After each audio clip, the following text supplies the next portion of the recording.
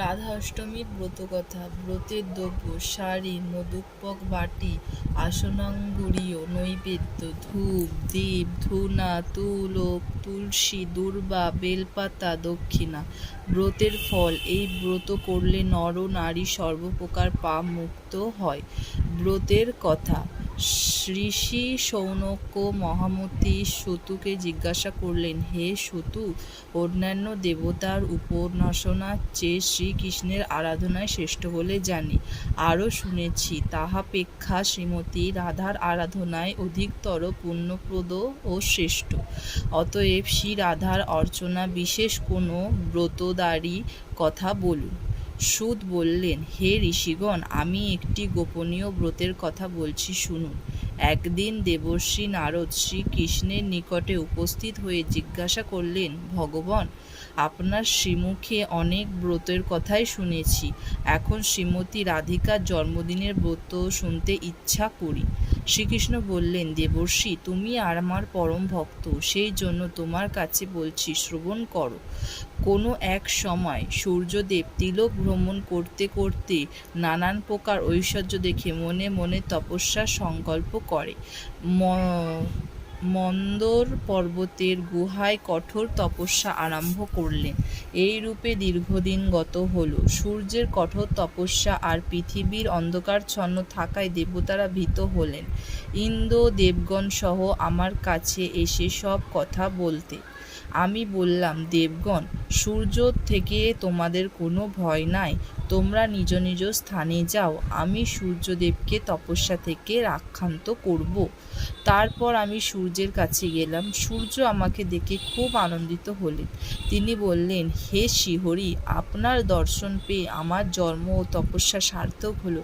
যিনি সৃষ্টি স্থিতি সংহারকর্তা ব্রহ্মা বিষ্ণু মহেশ্বর, যাকে সব সময় চিন্তা করেন, তাকে দর্শন করে আমি ধন্য হলাম।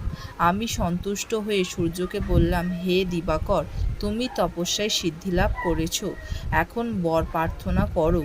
তুমি আমার পরম ভক্ত, সেই জন্য তোমাকে দর্শন দিলাম। এই কথা শুনে সূর্য বললেন, আমাকে একটি গুণবতী কন্যার বর দিন। আপনি চিরদিন সেই কন্যাটির বশীভূত থাকবেন, এছাড়া আমার আর কোনো ইচ্ছা নাই। আমি তথাস্তু বলে তাকে বললাম, এই তিলকে আমি একমাত্র শ্রী রাধিকারই বশীভূত। শ্রীমতী রাধা এবং আমাতে কোনো প্রভেদ নাই। আমি পৃথিবীর ভার লাঘবের জন্য বৃন্দাবনের নন্দালয়ে অবতীর্ণ হব। তুমিও সেখানে বিষভানু নামে রাজা হয়ে জন্মগ্রহণ করবে। শ্রীমতী রাধা তোমার কন্যারূপে অবতীর্ণ হবে। তারপর শ্রীহরি মথুরায় জন্মগ্রহণ করলে নন্দালয়ে এলেন। সূর্যদেব বৈশ্যকুলে জন্মগ্রহণ করে বিষভানুর রাজা হলেন। গোপন কন্যা কীর্তিদাসের সঙ্গে তার বিবাহ হল। যথাকালে ভাদ্র মাসের শুক্লপক্ষে অষ্টমী তিথিতে বিশাখা নক্ষত্রে কীর্তিদাসের গর্ভে শ্রীমতী রাধিকা জন্মগ্রহণ করেন। গোপীরা আনন্দোৎসবে মেতে উঠল। আমার মায়ায় মুগ্ধ হয়ে রাধিকা আমাকেই পবিত্রে বরণ করতে ইচ্ছা করলেন। যথাকালে আয়ান ঘোষের সঙ্গে শ্রী রাধার বিবাহ হলো বটে, কিন্তু আমাকে পরম পুরুষত্ব জ্ঞানে আমার সঙ্গে বিবাহ করতে লাগলেন। শ্রীমতী রাধার এই জন্মদিনে গন্ধ, পুষ্প, ধূপ, দীপ, নৈবেদ্য ও বসন ভূষণ দ্বারা শ্রীমতী রাধার পুজো করে নানান প্রকার মৎসব ক্রিয়া কৌতুকাদি করতে হয়।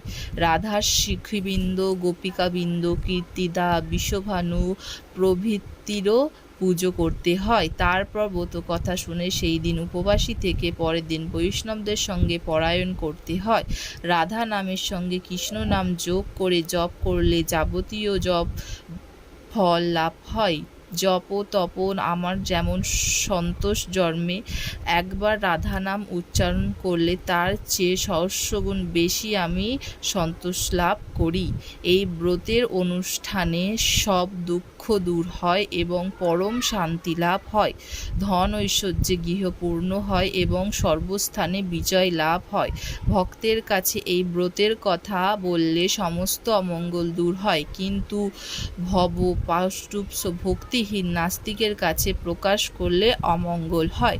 শ্রীকৃষ্ণের কাছে এই কথা শুনে নারদ মত্ত হয়ে ব্রত প্রচার করলেন আর নিজের ব্রত পালন করলেন। রাধে রাধে। জয় শ্রীকৃষ্ণ।